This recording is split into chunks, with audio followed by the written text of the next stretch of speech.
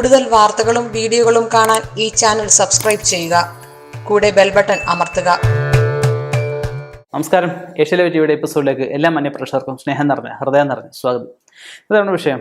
പണം പെരുകാനും കടം അകലാനും പാരമ്പര്യമായിട്ട് പറഞ്ഞു കിട്ടിയ ഒന്നാം തരം വിദ്യകൾ. 2-3 വിദ്യകൾ എന്നോട് പറയുന്നുണ്ട്. അപ്പം കടം എന്ന് പറഞ്ഞു കഴിഞ്ഞാൽ ഋണം, കടം എല്ലാവർക്കും പഴയ കാലം തൊട്ടേ ഉണ്ട്. പഴയ കാലത്തൊക്കെ ബാർട്ടർ സമ്പ്രദായം വരെ ഒന്ന് കൊടുത്ത് ഒന്ന് വാങ്ങിക്കുക. കടം അന്നും ഉണ്ട് ഇന്നും ഉണ്ട്. അപ്പം നമുക്കൊരു കടം മേടിക്കുക. ഇപ്പം ഏതൊരു സർക്കാരായാൽ പോലും ഏതൊരു സ്ഥാപനമായാൽ പോലും വ്യക്തികളായും കടം മേടിക്കും. പക്ഷെ അത് റോളിംഗ് ആണ്. സാമ്പത്തികം റോൾ ചെയ്ത് പോവുക. ആ റോളിങ്ങിൽ ഒരു അപാകത വരുമ്പോൾ അല്ലെ അതിൽ നമ്മൾ പ്രതീക്ഷിക്കുന്ന ഒരു സാമ്പത്തികം കിട്ടാതെ വരുമ്പോഴാണ് അതൊരു ബാധ്യതയായിട്ട് കടബാധ്യതയായിട്ട് വരുന്നത്. അപ്പം ആ കടബാധ്യത ഉണ്ടാവാതിരിക്കാൻ, കടബാധ്യത ഒക്കെ എല്ലാവർക്കും ഉണ്ട്.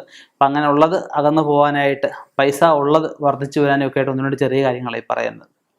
നമ്മൾ രാത്രി കിടക്കാൻ നേരം നമ്മളെ വീട്ടിൽ നമ്മൾ സാധാരണ മുറിയിൽ ഒരു ടീപ്പോയോ അല്ലെങ്കിൽ മേശയോ എന്തെങ്കിലും ഉണ്ടാവും. അപ്പം മേശപ്പുറത്ത് ഒരു വെറ്റില വെക്കുക. ആ വെറ്റിലേക്കകത്ത് 9 നാണയം, ചെറിയ തൊട്ട് വലിയ വരെയുള്ള ഓരോ നോട്ട്. ഇപ്പം 5 രൂപയുടെ 5 രൂപയുടെ ഒന്ന്, 10 രൂപയുടെ ഒന്ന്, 20 രൂപയുടെ ഒന്ന്, 50 രൂപയുടെ ഒരു നോട്ട്, 100 രൂപയുടെ ഒരു നോട്ട്, 500 രൂപയുടെ ഒരു നോട്ട്, 2000 രൂപയുടെ നോട്ട്. അപ്പം അങ്ങനെ ചെറുത് തൊട്ട് വലുത് വരെയുള്ള നോട്ടുകളും ഈ 9 നാണയം ഒരുമിച്ച് വെറ്റിലേക്കകത്ത് ഇങ്ങനെ ഒരു പ്രത്യേക അറേഞ്ച്മെൻറ്റിൽ അടുക്കി ഇങ്ങനെ എല്ലാ നോട്ടുകളും കാണത്തക്ക രീതിയിൽ വെക്കുക.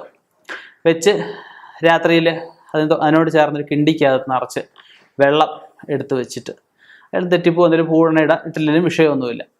രാവിലെ എണീറ്റ് ആ സാമ്പത്തികവും ആ കിണ്ടി വെള്ളം നിറഞ്ഞിരിക്കുന്ന ആ കിണ്ടിയും രാവിലെ എണീറ്റ് കണി കാണുക. ഒന്നാമത്തെ വിഷയം. രണ്ടാമത്തെ വിഷയം എന്താണെന്ന് വെച്ച് കഴിഞ്ഞാൽ നമ്മൾ ചുണ്ണാമ്പുണ്ടാവും. ചുണ്ണാമ്പുണ്ട് എന്നും അവനവൻ്റെ വീടിൻ്റെ പ്രധാന കട്ടളയുടെ നടുഭാഗത്ത് സ്വസ്തികം വരയ്ക്കുക എന്ന് വെച്ചാൽ 21 ദിവസമാണ് വരയ്ക്കേണ്ടത്. 21 ദിവസം ഇന്ന് രാവിലെ തൊട്ടത് നാളെ രാവിലെ വേറെ ശുദ്ധമായ വെള്ളം കൊണ്ട് കഴുകിയിട്ട് വേണം, അത് തുടച്ചിട്ട് വേണം അടുത്ത സ്വസ്തിക തൊടാനായിട്ട്. സ്വസ്തിക വരയ്ക്കാൻ എല്ലാവർക്കും അറിയാമെന്ന് കരുതുന്നു. അപ്പം അങ്ങനെ അത്രയും ദിവസം ചെയ്യുക. പിന്നെ ചെയ്യാൻ പറ്റുന്നൊരു കാര്യം എന്താണെന്ന് വെച്ച് കഴിഞ്ഞാൽ വീടിൻ്റെ 4 മൂലയ്ക്കും നടവാതിക്കലും അടുപ്പിച്ച് മഞ്ഞ, പച്ച, ചുവല, വെള്ള, മഞ്ഞ, പച്ച, ചുവല, വെള്ള, പഞ്ചവർണ്ണം എല്ലാ കളറും ചേർന്ന് അങ്ങനെ 5 ദിക്കിലായിട്ട് ഓരോ കിഴിക്കകത്ത് ഭസ്മത്തിൻ്റെ നടുക്ക് ഒരു നാണയം വെച്ച് കെട്ടിത്തൂക്കിയിട്ടിട്ട് അതൊരു 9 വെള്ളിയാഴ്ച കഴിഞ്ഞതിന് ശേഷം ഇത്രയും എടുത്ത് വീടിനെ ഒഴിഞ്ഞിട്ട് ഏതെങ്കിലും അടുത്തുള്ള ശിവക്ഷേത്രത്തിൽ കൊടുത്ത് ശിവന് ഭസ്മാഭിഷേകമായിട്ട് അത് ചെയ്യിപ്പിക്കുക.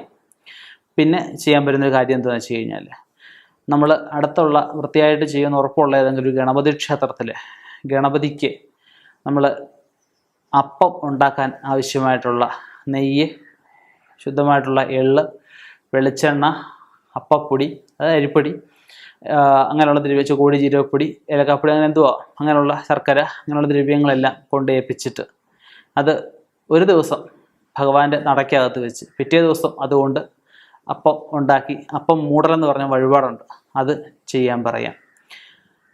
അതിനുശേഷം പിന്നെ ചെയ്യാവുന്നതാണ് ഗണപതിക്കും ദേവി ഒരുപോലെയുള്ള ക്ഷേത്രത്തിൽ 2ഇടത്തും ചെറിയ പാത്രം നിറച്ച് നാണയം നിറച്ചിട്ട് അതിൽ കുങ്കുമം വെതറി അതിൻ്റെ മുകളിൽ ഒരു ചെറിയ മൺചിരാതിൽ ഗുരുതി എന്ന് വെച്ച് കഴിഞ്ഞാൽ ചില മഞ്ഞപ്പൊടി ചില ചുണ്ണാമ്പ് ഇട്ട് കലക്കിയിട്ട് അതിലൊരു തിരിയും കൂടെ നെയ്ത്തിരിയുടെ കത്തിച്ചിട്ട് വീടിനെ ഒഴിഞ്ഞിട്ട് അത് താലം കത്തിച്ച അവസ്ഥ എടുത്ത് കളയുക.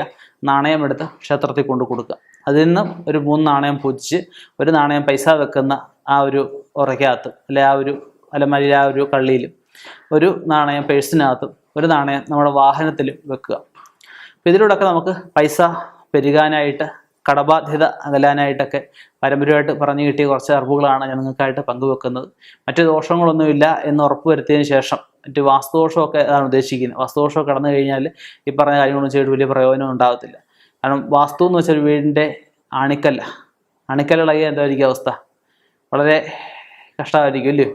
അപ്പം ആ വീടിൻ്റെ വാസ്തുവോ മറ്റു വിഷയങ്ങളൊന്നും ഇല്ല എങ്കിൽ ഞാൻ ഈ പറഞ്ഞ കാര്യങ്ങളൊക്കെ വൃത്തിയായിട്ട് ചെയ്തു കഴിഞ്ഞാൽ തീർച്ചയായിട്ടും ആ സാമ്പത്തിക ബാധ്യത ഒരു നല്ലൊരു ശതമാനം മാറാൻ, സാമ്പത്തിക ഭദ്രത കൈവരിക്കാനും ഒക്കെ സാധിക്കും. ഇനിയും ഇതുപോലെയുള്ള വ്യത്യസ്തമായ വിഷയങ്ങളുമായി കണ്ടുമുട്ടാം.